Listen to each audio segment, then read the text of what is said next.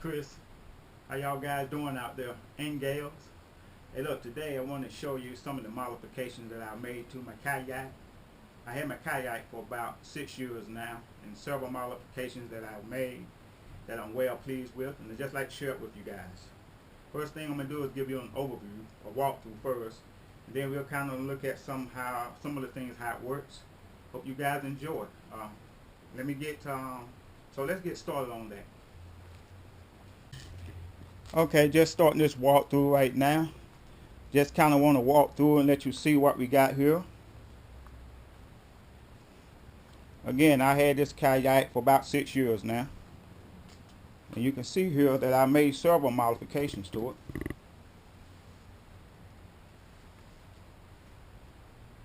Okay, so we'll first get started on some of the first modifications I made.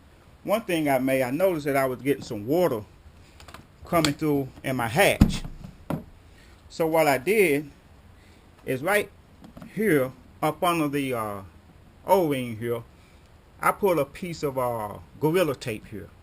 And what that does is force the gasket a little better tight seal around this parameter right here. So when I close it now, I get a better seal. So that was one of the first things I've done. Also added the rod holder base right here, which I can slide up and down the track. And back here you see I have a couple of more here. What those two are for is actually for my stabilizers. You can see the stabilizers right here, and this here is a Scotty rocket launcher here. Then I got some PVC right here in a 90-degree angle. Then I got a little 3/4 inch adapter right here going into 1/2 inch thing right here. And from there you can't see the interior because I close this off so that I won't get a lot of water hitting this, causing a drag.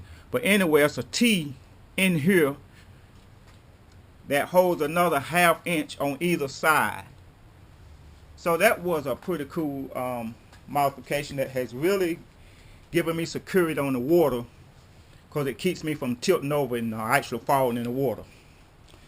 Let me see here. Also you can see here I've got my depth finder here, and this is my transducer. And see, I can lift this up. Also I can put it down in the water here. And you can see right here in this case, this waterproof case, I'm trying to get you to see that, I actually got 8 AA batteries that's actually giving the power to my fish finder. Here I've added, I put this here to give me better control of the kayak when I'm transporting to and fro.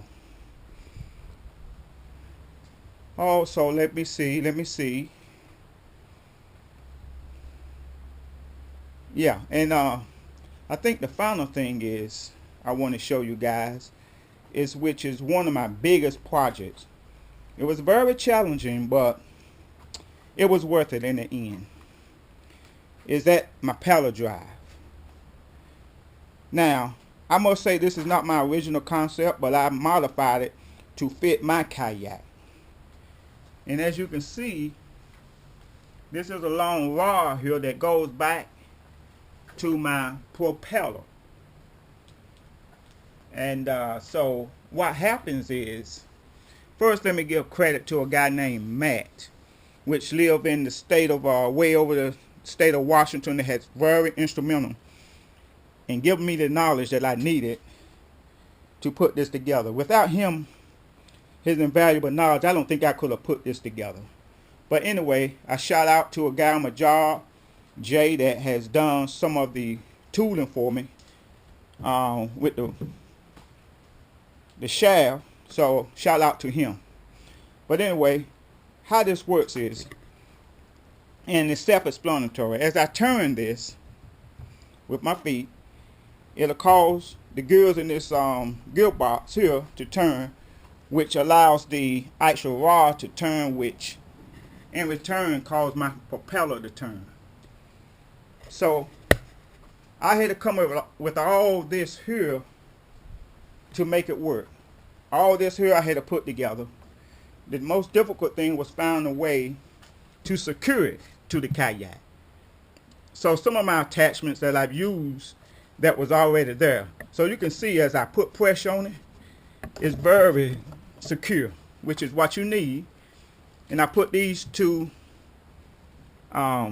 plates here to give it even more stability. So it's really good and stable. I got my chain tensioner.